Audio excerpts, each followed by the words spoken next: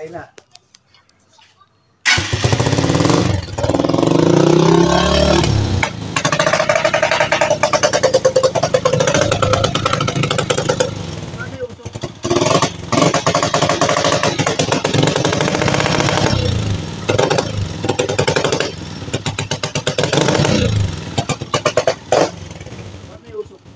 Hindi, matag ginalaw.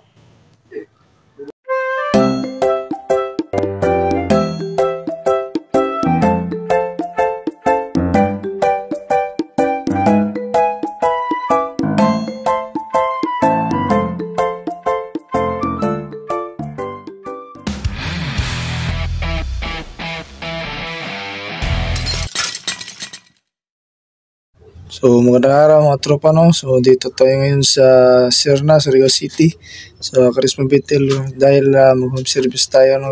Dahil tinawagan tayo ng ating kaibigan no, sa kanyang problema sa kanyang motor dahil pugak daw at tuluyan ng hindi mandar, kaya pinuntahan natin. So kasama natin ito si Prince no, kapatid natin to.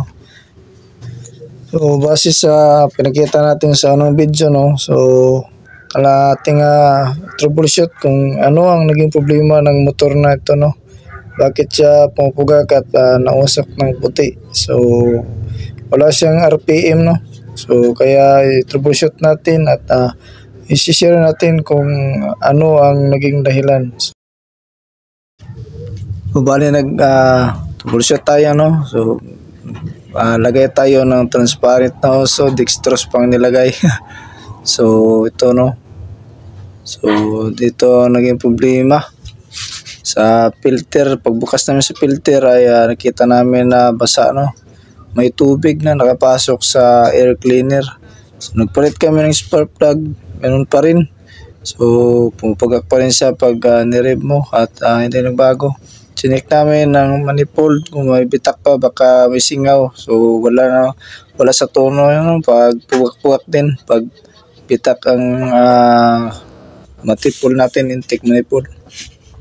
So gamit tayo ng multi-tester, chinek natin ng stator at pulser. So nag-check tayo dito no, kung baka mahina ang kuryente. So kaya nagpugak. So malakas naman ang ating primary coil at nag-check tayo sa pulser ay tama naman ang kanyang resistance no, nasa 140 siya 140 ohms. So good ang pulser at ang ating primary coil. So no choice kami, so binuksan namin ang air cleaner. So nakita namin basa no. So ito yung itsura ng pagbukas namin. Pinasok ng tubig ang air cleaner box no. So yan no, ang daming tubig. So punasan mo natin at linisan natin para mawala yung tubig no.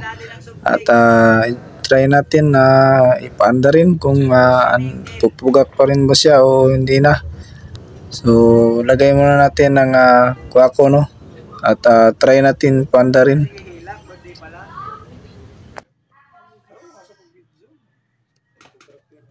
Mas ganda siguro mag-filter kasi yun lang siguro mag-filter. Makita. Tanga na lang ng damit yan. Tapo.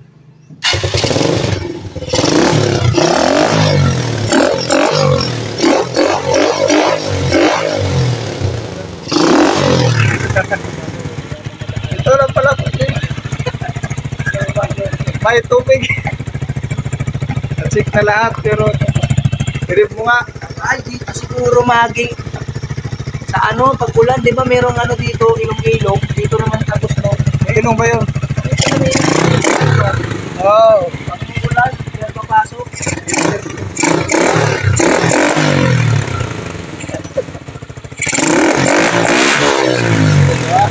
Galit na galit na. Ngayon, ito dito, meron yan parang ilong niya. Yan papasok siguro yung tubig.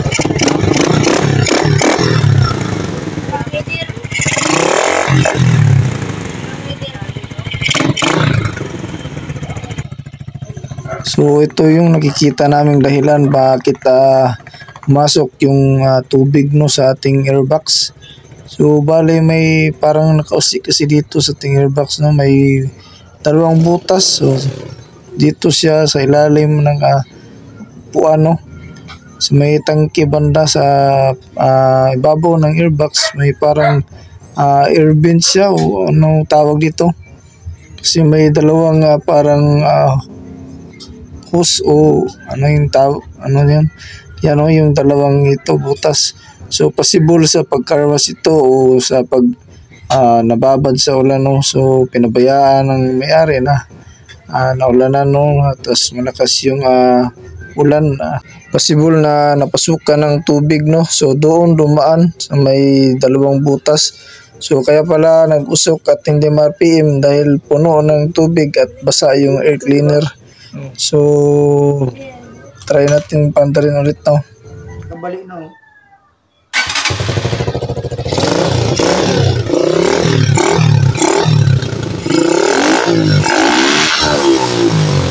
So okay na yung motor, no. So nag high RPM na siya at hindi na nagpugak-pugak.